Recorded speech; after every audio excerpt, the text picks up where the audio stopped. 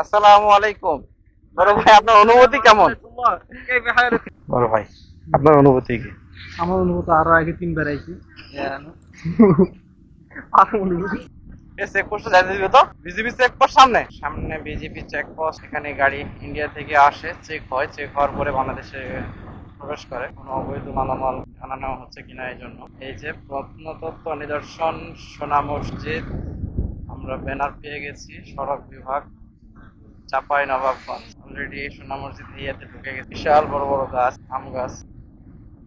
আহা, এটাই সোনা মসজিদ। আমরা সোনা মসজিদে চলে এসেছি। দিস ইজ সোনা মসজিদ। এটা সোনা মসজিদ। এর থেকে কুসুমা মসজিদ হাজার গুণ ভালো। বিশ্বাসই করলো না। খাওয়া দাওয়া করবো এখানে? খাওয়া দাওয়া করা লাগবে না, কি করলো? সোনা মসজিদ, গৌড় শিশু পার্ক প্রবেশ। জায়গার নাম আছে তোহাখানা, অনেক সুন্দর। মসজিদ আছে, বাজার আছে, দুইটা বাজার আচ্ছা আছে। আচ্ছা আচ্ছা, আসেন আসেন আসেন আসেন আসেন, ওঠান ওঠান ওঠান। এই সেই সোনা মসজিদ, কাঙ্ক্ষিত সোনা মসজিদ। ভিতরে ঢুকবো? আমরা অলরেডি সোনা মসজিদের গেটে চলে আসছি। আসসালামু আলাইকুম। বড় ভাই, আপনার অনুভূতি কেমন? উত্তর জানি না, উত্তর জানি না। উত্তরটা একটু বলে নেন। জি। উত্তর জানি না। হ্যাঁ, মাশাআল্লাহ। উত্তর মাশাআল্লাহ। এটা প্রধান ফটক। হ্যাঁ, সোনা মসজিদের প্রধান ফটক দিয়ে আমরা ভিতরে প্রবেশ করলাম। এসে আমাদের কাঙ্ক্ষিত সোনা মসজিদ। ভাইজান, আপনার অনুভূতিটা একটু শেয়ার করেন প্লিজ। আপনি তো কুসুমা মসজিদ দেখেছেন। না, আমাদের যে কুসুমবা ডেস্টিনেশনটা ছিল মসজিদে আমরা চেঞ্জ করে এখানে আসলাম। কুসুমবা এতে কি আমরা মসজিদে ভালো যাওয়ার লাগতেছে কি খারাপ লাগতেছে? আলহামদুলিল্লাহ খুবই ভালো। কুসুমবা মসজিদে যাওয়ার প্ল্যানিং ছিল, তো হঠাৎ প্ল্যানিং চেঞ্জ হয়ে এই মসজিদে আসলাম। মাশাআল্লাহ, দীর্ঘদিন যাবৎ একটি প্ল্যানিং ছিল যে একটি ট্যুর দিব। তো সর্বশেষে আমরা সোনা মসজিদে আসলাম। অনেক প্রাচীন মসজিদ, মাশাআল্লাহ খুব সুন্দর লাগছে। মাশাআল্লাহ আমরা কিছুক্ষণ মাশাআল্লাহ। যাবত এখানে চলাফেরা করবো, একটু ঘুরবো, দেখবো আরো। বড় ভাই, আপনার অনুভূতি কি? আমার অনুভূতি আরো আগে 3 বার আইছি। আর অনুভূতি কম হবে। তাহলে আপনার কাছে তো অনুভূতিটা ভালো করে নেওয়া যাবে। সোনা মসজিদ না গিয়ে আমরা যদি কুসুমবাই যেতাম তাহলে কি? নামে সোনা মসজিদ কিন্তু এটা পাথরের মসজিদ। আমি তো সেটাই ভাবতেছি না। আমি ভাবতেছি যে ওই যে কুসুমবা মসজিদ আছে না, অবয়বটা প্রায় সেম এরকমই।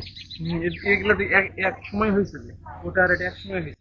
কারণ ভিতরের যে আর্কিটেকচারটা কেমন, এই ভিতরে আর্কিটেকচারটা সে একবারে সেম। এই যে ভিতরের আর্কিটেকচারটা একবারে সেম। ওই যে কুসুমবা মসজিদ এরকম বিচার কাজ হইতো ওই কোণে, একই রকম সব।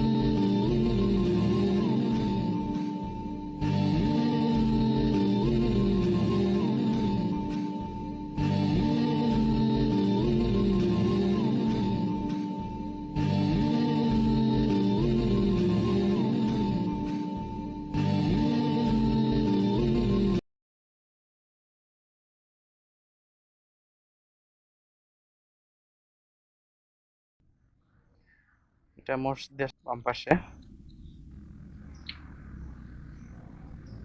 আর কি, এটা দক্ষিণ পাশ, ওইটা পূর্ব পাশ। এই হলো মসজিদের আর্কিটেকচার। মোটামুটি অনেক সুন্দর লাগতেছে আর কি। বাইরে থেকে দেখতেও মাশাআল্লাহ অনেক সুন্দর। এটা বাইরের দৃশ্য।